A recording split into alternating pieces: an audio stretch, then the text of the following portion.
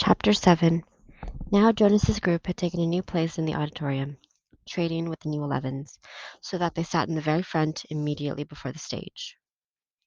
They were arranged by their original numbers, the numbers they had been given at birth. The numbers were rarely used after the naming, but each child knew his number, of course. Sometimes parents used them in irritation at a child's misbehavior, indicating that mischief made one unworthy of a name. Jonas always chuckled when he heard a parent, exasperated, call sharply to a whining toddler, "That's enough, 23." Jonas was 19. He had been the 19th new child born this year. It had meant that, at his naming, he had been already standing and bright-eyed, soon to walk and talk. It had given him a slight advantage the first year or two, a little more maturity than many of his group mates, who had been born in the later months of that year. But it evened out, as it always did, by 3.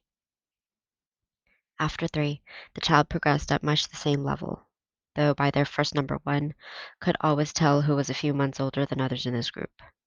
Technically, Jonas's full number was 1119, since there were other 19s, of course, in each age group. And today, now that the new 11s had been advanced this morning, there were two 1119s. At the midday break, he had exchanged smiles with the new one, a shy female named Harriet, but the duplication was only for these few hours. Very soon he would not be an 11, but a 12, and age would no longer matter. He would be an adult like his parents, though a new one and untrained still. Asher was 4 and sat now in the row ahead of Jonas. He would receive his assignment 4th. Fiona, 18, was on his left. On his other side sat 20, a male named Pierre whom Jonas didn't like much. Pierre was very serious, not much fun, and a worrier and tattletale too. "Have you checked the rules, Jonas?" Pierre was always whispering solemnly. "I'm not sure that's within the rules." Usually it was some foolish thing that no one cared about. Opening his tunic if it was a day with a breeze, taking a brief try on a friend's bicycle just to experience a different feel of it. The initial speech at the ceremony of 12 was made by the chief elder, the leader of the community who was elected every 10 years. The speech was much the same each year. Recollection of the time of childhood and the period of preparation, the coming of responsibilities of adult life, the profound importance of assignment, the seriousness of training to come. Then the chief elder moved ahead in her speech. "This is the time," she began, looking directly at them, "when we acknowledge differences. You 11s have spent all your years till now learning to fit in, to standardize your behavior, to curb any impulse that might set you apart from the group. But today we honor your differences. They have determined your futures." She began to describe this year's group and its variety of personalities, though she singled no one out by name.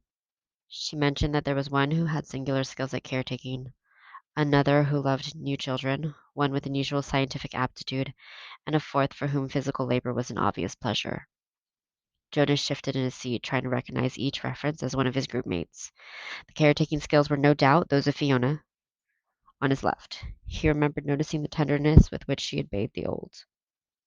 Probably the one with scientific aptitude was Benjamin, the male who had devised new important equipment from the rehabilitation center. He heard nothing that he recognized as himself, Jonas. Finally, the chief elder paid tribute to the hard work of her committee, which had performed the observations so meticulously all year. The committee of elders stood and was acknowledged by applause. Jonas noticed Asher yawn slightly, covering his mouth politely with his hand. Then, at last, the chief elder called number 1 to the stage, and the assignments began. Each announcement was lengthy, accompanied by a speech directed at the new 12. Jonas tried to pay attention as one, smiling happily, received her assignment. As fish hatchery attendant, along with the words of praise for her childhood spent doing many volunteer hours there, and her obvious interest in the important process of providing nourishment for the community. Number 1, her name was Madeline, returned, finally, amidst applause, to her seat, wearing the new badge that designated her fish hatchery attendant. Jonas was certainly glad that that assignment was taken. He wouldn't have wanted it, but he gave Madeline a smile of congratulation. When, too, a female named Inger received her assignment as birth mother, Jonas remembered that his mother had called it a job without honor. But he thought that the committee had chosen well. Inger was a nice girl, though somewhat lazy, and her body was strong. She would enjoy the 3 years of being pampered that would allow her brief training. She would give birth easily and well, and the task of labor that would follow would use her strength, keep her healthy, and impose self-discipline. Inger was smiling when she resumed her seat. Birth mother was an important job, if lacking in prestige. Jonas noticed that Asher looked nervous. He kept turning his head and glancing back at Jonas until the group leader had to give him a silent chastisement, a motion to sit still and face forward. 3. Isaac was given an assignment as instructor of sixes, which obviously pleased him and was well deserved. Now there were 3 assignments gone, none of them ones that Jonas would have liked. Not that he could have been a birth mother anyway, he realized with amusement. He tried to sort through the list in his mind, the possible assignments that remained. But there were so many he gave it up. And anyway, now it was Asher's turn. He paid strict attention as his friend went to the stage and stood self-consciously beside the chief elder. All of us in the community know and enjoy Asher, the chief elder began. Asher grinned and scratched one leg with the other foot. The audience chuckled softly. When the committee began to consider Asher's assignment, she went on, there were some possibilities that were immediately discarded, some that would clearly not have been right for Asher. For example, she said, smiling, we did not consider for an instant designating Asher an instructor of threes. The audience howled with laughter. Asher laughed too, looking sheepish but pleased at the special attention. The instructor of threes were in charge of the acquisition of correct language. In fact, the chief elder continued, chuckling a little herself, we even gave a little thought to some retroactive chastisement for the one who had been Asher's instructor of threes so long ago. At the meeting where Asher was discussed, we retold many of the stories that we all remembered from his days of language acquisition. Especially, she said, chuckling, the difference between snack and smack. Remember, Asher? Asher nodded ruefully, and the audience laughed aloud. Jonas did too. He remembered, though, he had been only a 3 at the time himself. The punishment used for small children was a regulated system of smacks with a discipline wand, a thin, flexible weapon that stung painfully when it was wielded. The child care specialists were trained very carefully in the discipline methods. A quick smack across the hands for a bit of minor misbehavior, 3 sharper smacks on the bare legs for a second offense. Poor Asher, who always talked too fast and mixed up words, even as a toddler. As a 3, eager for his juice and crackers at snack time, he one day said smack instead of snack, as he stood waiting in line for the morning treat. Jonas remembered it clearly. He could still see little Asher wiggling with impatience in the line. He remembered the cheerful voice call out, I want my smack. The other 3s, including Jonas, had laughed nervously. Snack, they corrected. You meant snack, Asher. But the mistake had been made, and precision of language was one of the most important tasks of small children. Asher had asked for a snack. The discipline wand in the hand of the child care worker whistled as it came down across Asher's hands. Asher whimpered, cringed, and corrected himself instantly. Smack. Snack, he whispered. But the next morning he had done it again, and again the following week. He couldn't seem to stop, though for each lapse the discipline wand came again, escalating to a series of painful lashes that left marks on Asher's legs. Eventually, for a period of time, Asher stopped talking altogether when he was 3. For a while, the chief elder said, relating the story, we had a silent Asher, but he learned. She turned to him with a smile. When he began to talk again, it was with greater precision, and now his lapses are very few. His corrections and apologies are very prompt, and his good humor is unfailing. The audience murmured in agreement. Asher's cheerful disposition was well known throughout the community. Asher, she lifted her voice to make the official announcement. We have given you the assignment of Assistant Director of Recreation. She clipped on his new badge as he stood beside her, beaming. Then he turned and left the stage as the audience cheered. When he had taken his seat again, the chief elder looked down at him. and said the words that she had said now 4 times and would say to each new 12. Somehow she gave it special meaning for each of them. Asher, she said, thank you for your childhood.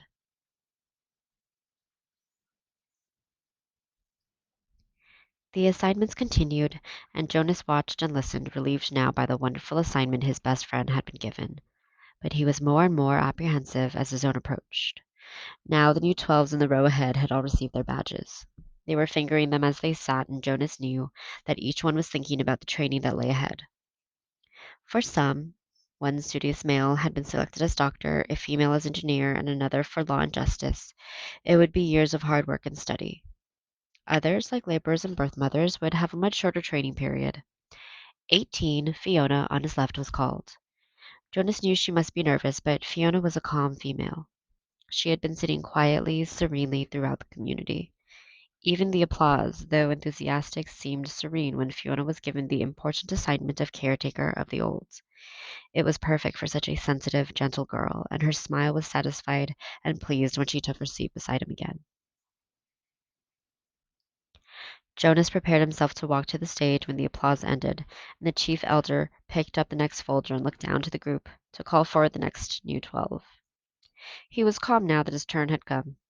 He took a deep breath and smoothed his hair with his hand. 20, he heard her voice say clearly. Pierre. She skipped me, Jonas thought, stunned. Had he heard wrong? No. There was a sudden hush in the crowd, and he knew that the entire community realized that the chief elder had moved from 18 to 20, leaving a gap. On his right, Pierre, with a startled look, rose from his seat and moved to the stage. A mistake. She made a mistake. But Jonas knew, even as he had the thought, that she hadn't. The chief elder made no mistakes. Not at the ceremony of 12. He felt dizzy and couldn't focus his attention. He didn't hear what assignment Pierre received, and was only dimly aware of the applause as the boy returned, wearing his new badge. Then 21, 22. The numbers continued in order. Jonas sat dazed as they moved into the 30s and then the 40s, nearing the end. Each time, at each announcement, his heart jumped for a moment, and he thought wild thoughts. Perhaps now she would call his name. Could he have forgotten his own number? No, he had always been 19. He was sitting in the seat marked 19. But she had skipped him. He saw the others in his group glance at him, embarrassed, and then avert their eyes quickly. He saw a worried look on the face of his group leader. He hunched his shoulders and tried to make himself smaller in his seat. He wanted to disappear, to fade away, not to exist. He didn't dare to turn and find his parents in the crowd. He couldn't bear to see their faces darkened with shame. Jonas bowed his head and searched through his mind. What had he done wrong?